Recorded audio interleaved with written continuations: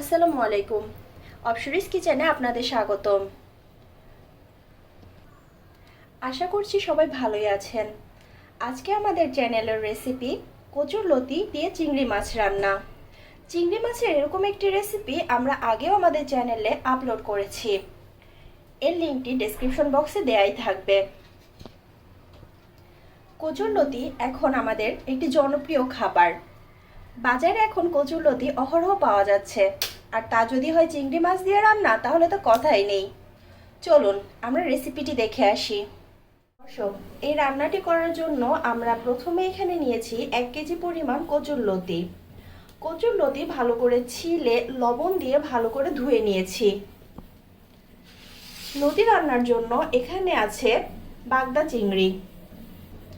এখানে আছে 10 থেকে 12টি বাগদা চিংড়ি।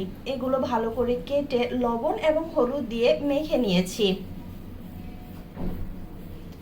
এখানে নিয়ে নিয়েছি সয়াবিন তেল 1/3 কাপ পরিমাণ, পেঁয়াজ কুচি মাঝারি 2টি, রসুন কুচি বড় 1টি, কাঁচামরিচ 8 থেকে 10টি।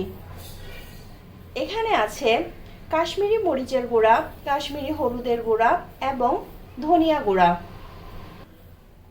নিয়ে নিয়েছি স্বাদমতো লবণ।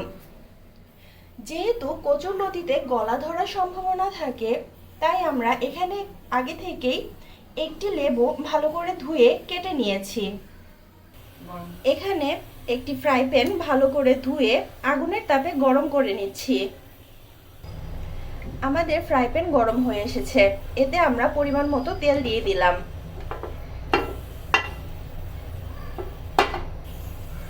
তেল গরম হয়ে এলে এতে আমরা চিংড়ি মাছগুলো ভেজে নেব। আপনারা চেষ্টা করবেন চিংড়ি মাছগুলো খোসা সহই রাখতে, কারণ চিংড়ি মাছের মেইন ফ্লেভার খোসাতেই থাকে।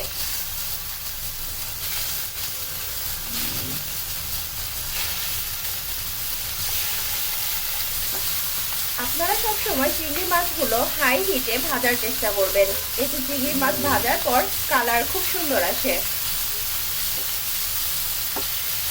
আমরা চিংড়ি মাছগুলো ভালো করে উল্টে পাল্টে হালকা করে ভেজে নিচ্ছি। আমাদের চিংড়ি মাছগুলো ভেজে নেওয়া হয়ে গেছে। এবার আমরা চিংড়ি মাছগুলো তুলে নিচ্ছি। দেখুন কত অল্প ভাজা হয়েছে।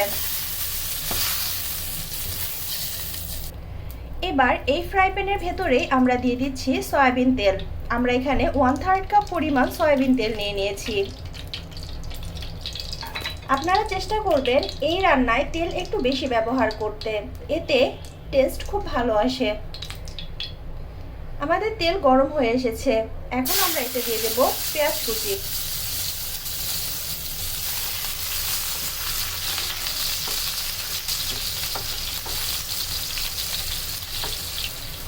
এখন দিয়ে দেব রসুন কুচিগুলো।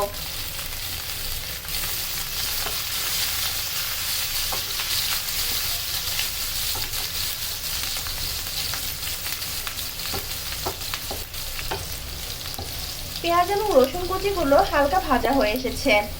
এই পর্যায়ে আমরা দিয়ে দিচ্ছি 8 থেকে 10টি কাঁচামরিচ। কাঁচামরিচগুলো ভালো করে ধুয়ে মাঝখান দিয়ে কেটে ফালি করে রেখেছিলাম।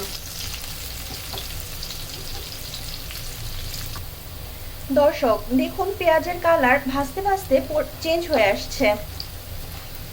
এখন আমরা এতে দিয়ে দেব গুঁড়া মশলা, অর্থাৎ হলুদ গুঁড়া, মরিচ গুঁড়া এবং ধনিয়া গুঁড়া।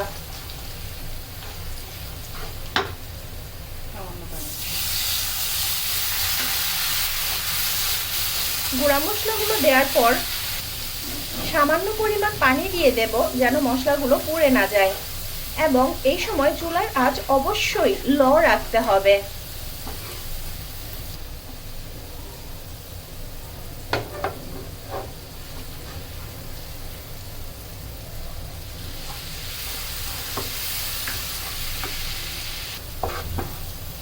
মশলাগুলো হালকা কষানো হয়ে এলে এতে আমরা দিয়ে দেব কেটে ধুয়ে রাখা লতিগুলো।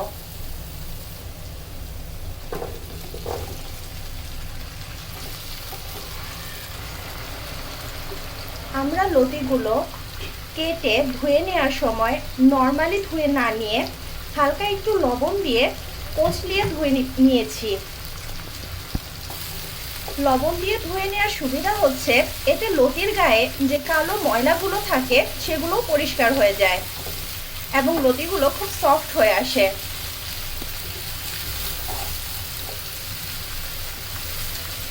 আমরা লতি ভালো করে মশলার সাথে কষিয়ে নেব।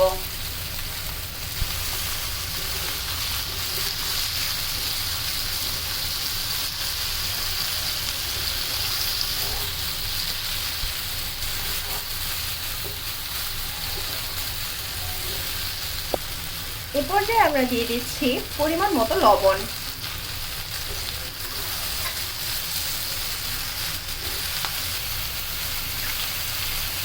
আপনারা যারা কচুরলতি খেতে পছন্দ করেন না তারা আমাদের রেসিপিটি ট্রাই করে দেখুন, আশা করি নিরাশ হবেন না।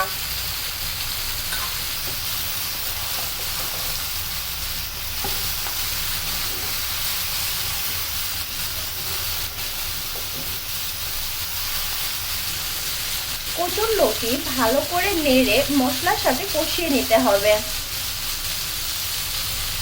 আমাদের কষানো হয়ে গেছে। এ পর্যায়ে আমরা পরিমাণ মতো পানি দিয়ে দিচ্ছি।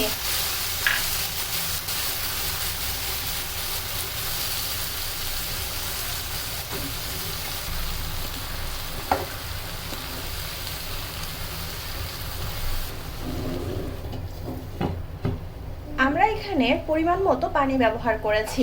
আপনারা যারা যতটুকু ঝোল খেতে পছন্দ করেন সে অনুযায়ী পানি দেওয়ার চেষ্টা করবেন। আমরা এভাবে কচুরলতি সিদ্ধ হওয়ার আগ পর্যন্ত ঢেকে রাখবো।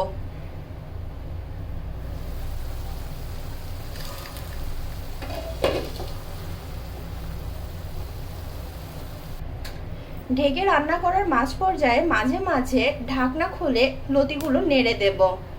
যখন বুঝবো কচুরলতি 70 থেকে 80% সিদ্ধ হয়ে এসেছে সে পর্যায়ে আমরা চিংড়ি মাছগুলো দিয়ে দেব।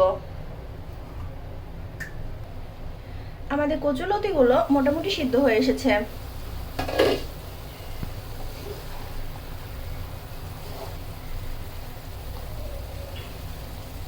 রান্নার এই পর্যায়ে আমরা ভেজে রাখা চিংড়ি মাছগুলো দিয়ে দিচ্ছি।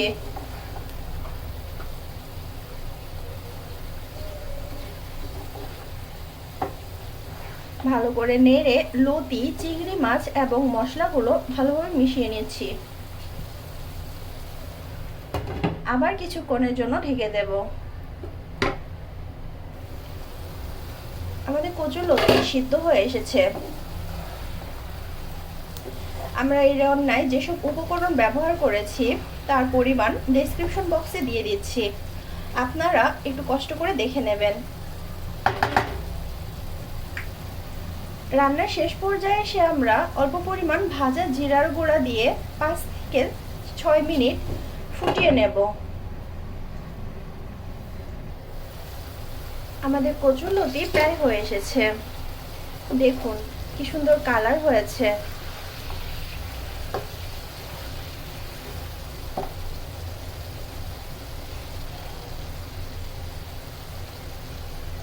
গলা চুলকানোর ভয়ে আমরা একটু লেবু দিয়ে দিতেই পারি।